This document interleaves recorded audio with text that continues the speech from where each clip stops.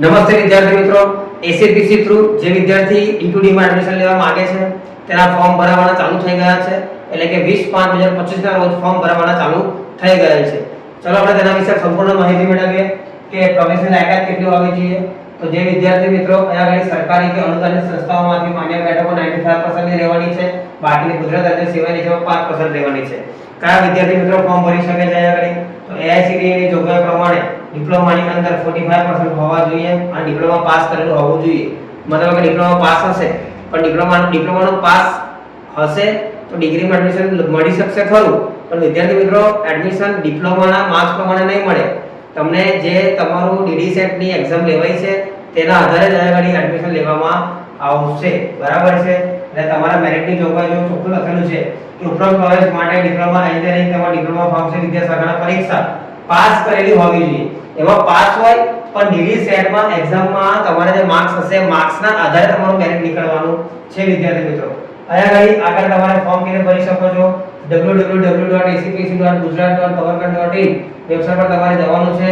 તેના પર તમને વિશેષ માહિતી જેમ કે પરીક્ષા પ્રવેશનો કાર્યક્રમ, કોમન મેરિટ લિસ્ટ, પરીક્ષા વિશેની તમામ માહિતી, કટ ઓફ માર્ક્સ તમને ત્યાં મળી જશે.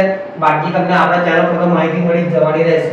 આગળ તમને એવું કહેવા માંગે છે કે ઓનલાઈન રજિસ્ટ્રેશન જે છે પ્રવેશ ફાળવણી છે, એડમિશન કન્ફર્મ થયું, ટ્યુશન ફી ભરવાની જે આવશે અને કોલેજની જે ફી ભરવાની અને સેમેસ્ટર પ્રમાણેની એ છે ચોઇસ ફી, રજિસ્ટ્રેશન ફી, દરેક વસ્તુ તમે અહીંયા આગળ gujcpc.admission.nic.in પર જે તમે માહિતી મેળવી શકો છો. અને બીજી માહિતી અગત્યની સૂચનાઓ છે અહીંયા આગળ ધ્યાનમાં રાખવાની વિદ્યાર્થી મિત્રો. ધ્યાનથી સાંભળજો કે જે ઉમેદવારો તેમના બોર્ડ યુનિવર્સિટી પરીક્ષાના પરિણામો જાહેર થાય તે પહેલા તેમનું રજિસ્ટ્રેશન પૂર્ણ કરી શકે છે.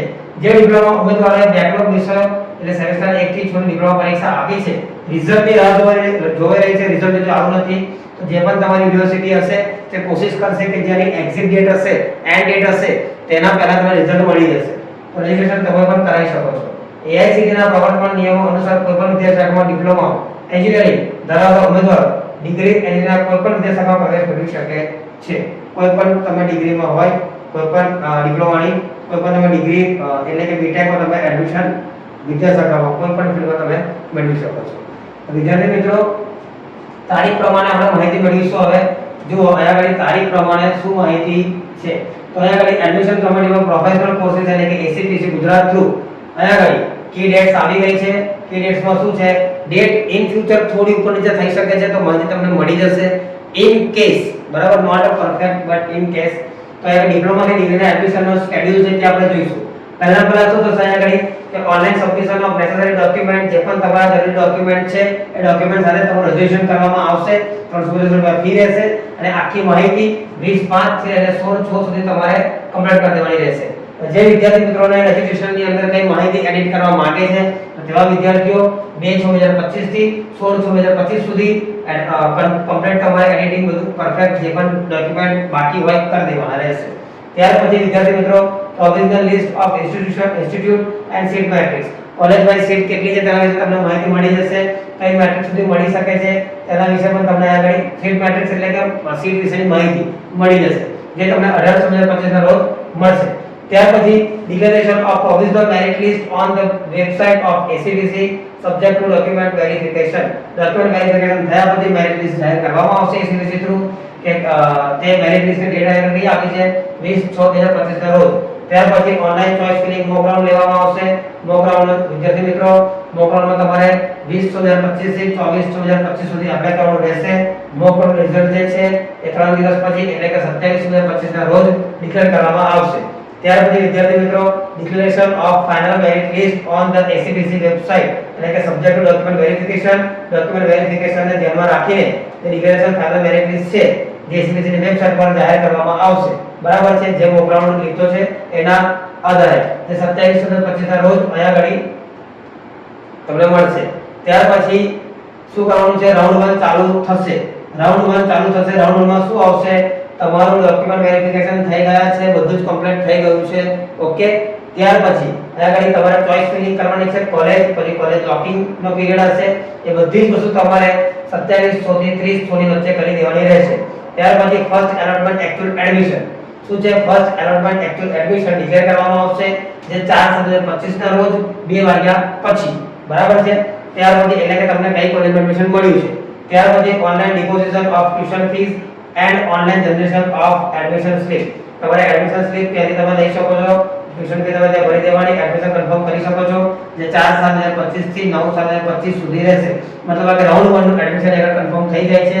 જે વિદ્યાર્થી મિત્રોને એડમિશન નથી લેવું તે વિદ્યાર્થી મિત્રો 5/7/2025 થી 11/7/2025 ના રોજ સુધીમાં online admission cancellation for reshuffling round. Reshuffling round એટલે કે નેક્સ્ટ રાઉન્ડ માટે તમે એડમિશન કેન્સલ કરાવી શકો છો. એડમિશન કેન્સલ નહીં કરાવો તો નેક્સ્ટ રાઉન્ડ તમારું ઓટોમેટિકલી પછી એ અપડેટ થઈ જાય. Display of vacant seat after actual round. તો વિદ્યાર્થી મિત્રો જે પણ તમારું ફર્સ્ટ રાઉન્ડમાં ઓનલાઈન એડમિશન કેન્સલ કર્યું હશે ત્યાર પછી ડિસ્પ્લે ઓફ વેકન્ટ સીટ્સ એટલે કે એક્ચ્યુઅલ રાઉન્ડ જે તમારો પછી ચાલુ થવાનો છે એના માટે વેકન્ટ રાઉન્ડ વેકન્ટ સીટ જેટલી છે ડિક્લેર કરવામાં આવશે, જે તારીખ 14/7/2025 ના રોજ રહેશે. ત્યાર પછી તમારે રાઉન્ડ 2 ચાલુ થઈ જશે, જે 15/7/2025 થી 17/7/2025 વચ્ચે રહેશે. એટલે 15, 16, 17 3 દિવસ રહેશે. તો તમારે કોલેજ સિલેક્ટ કરવાની છે. કોલેજમાં તમે ઉપર નીચે પણ સેટ કરી શકો છો. એટલું જ નહીં વિદ્યાર્થી મિત્રો, તમે ત્યાં કોલેજ લોકિંગ પીરિયડ પણ કરી શકો છો. ત્યાર પછી તમારું અહીંયા આગળ 17/5/25 છેલ્લો દિવસ રહેશે એનો, અને એના એક્ઝેક્ટ 18, 19, 20 એટલે 3 દિવસ પછી 21 તારીખે declaration of result of reshuffling round એટલે રાઉન્ડ 2 નું અહીંયા આગળ રિઝલ્ટ આવી જશે. ત્યાર પછી તમારે અહીંયા આગળ સેકન્ડ રાઉન્ડ ની અંદર જેને એડમિશન કન્ફર્મ કરવું હોય એ વિદ્યાર્થી મિત્રો આગળ ટ્યુશન ફી ભરી દેશે. Online generation of the admission slip of reshuffling round જે 21/7/2025 કન્ફર્મ કરવાનું રહેશે. અમુક જે વિદ્યાર્થીઓ કન્ફર્મ નથી કરવું એ વિદ્યાર્થી મિત્રો online admission cancellation of reshuffling round એટલે હજુ આગળના રાઉન્ડ માટે તમે આ પણ એડમિશન નથી જોતું તો કેન્સલેશન કરી શકો છો 22/7/25 થી 26/7/25 ના વચ્ચે. ત્યાર પછી તમારે અહીંયા આગળ જે લોકોએ રાઉન્ડ 1 માં અમુક લોકો સિલેક્ટ કર્યો હશે, અમુક લોકો નહીં પણ કર્યું હોય, અમુક લોકો રાઉન્ડ 2 માં સિલેક્ટ કર્યું હશે, અમુક લોકો નહીં પણ કર્યું હોય, તો ત્યાર પછી અહીંયા આગળ ફરીથી જેટલી સીટ બાકી હશે વેકન્સીઝ એ બતાવવામાં આવશે. વેકન્ટ સીટો જે 28/7/25 ના રોજ રહેશે. ત્યાર પછી અહીંયા આગળ જોડે જોડે એ પણ યાદ રાખો કે 22/7/25 ના રોજ કોમેન્સમેન્ટ ઓફ ધ એકેડેમિક ટર્મ એટલે કે એકેડેમિક ટર્મ ચાલુ થઈ જશે. એટલે મતલબ કોલેજમાં તમે જાઓ તો બ્રિજ કોર્સ અને એવું સબ ચાલુ થઈ જાય 15-20 દિવસ સુધી. તો ત્યાર પછી અહીંયા આગળ શું થશે 28/7 થી 6/8 સુધી marksheet verification for eligibility of admission એટલે કે માર્કશીટ વેરિફિકેશન ચાલુ થઈ જશે અહીંયા આગળ એડમિશન માટે. બરાબર છે. માર્કશીટ વેરિફિકેશન નો સમયગાળો આ રહેશે. હવે અહીંયા આગળ શું થશે ધ્યાનથી સમજો વિદ્યાર્થી મિત્રો. 9/8/25 ના રોજ declaration of the disqualified candidates after marksheet verification એટલે જે વિદ્યાર્થી મિત્રોને અહીંયા આગળ મોક રાઉન્ડ 1 માં મોક રાઉન્ડ 2 માં લાગી ગયું હતું એ વિદ્યાર્થીઓને અહીંયા આગળ માર્કશીટ વેરીફાઈ કરવામાં આવી, માર્કશીટ વેરીફાઈ નહીં થઈ તો એ લોકોનું એડમિશન પણ કેન્સલ કરી દેવામાં આવશે. બરાબર છે. હવે એ એડમિશન ભલે લોકોને સીટ મળી ગઈ હતી, એડમિશન કેન્સલ થઈ ગયા એટલે ફરીથી અહીંયા આગળ વેકન્ટ સીટ ડિક્લેર થશે. તો declaration of vacant seats due to non eligibility and cancellation જે 12/8/25 ના રોજ રહેશે.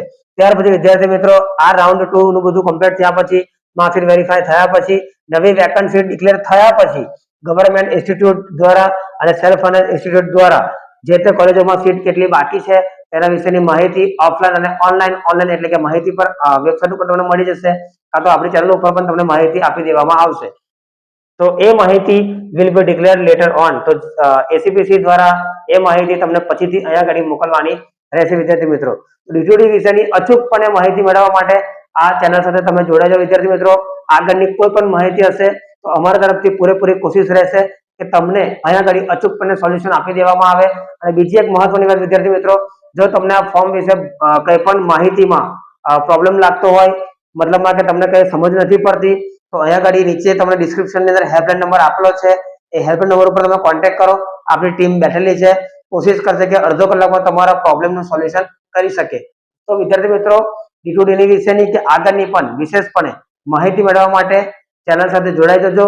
ફરીથી કહું છું, અને આવી જ માહિતી મેળવવા માટે બન્યા રહો અમારી ચેનલ સાથે. તો મળીએ વિદ્યાર્થી મિત્રો નેક્સ્ટ અપડેટ સાથે.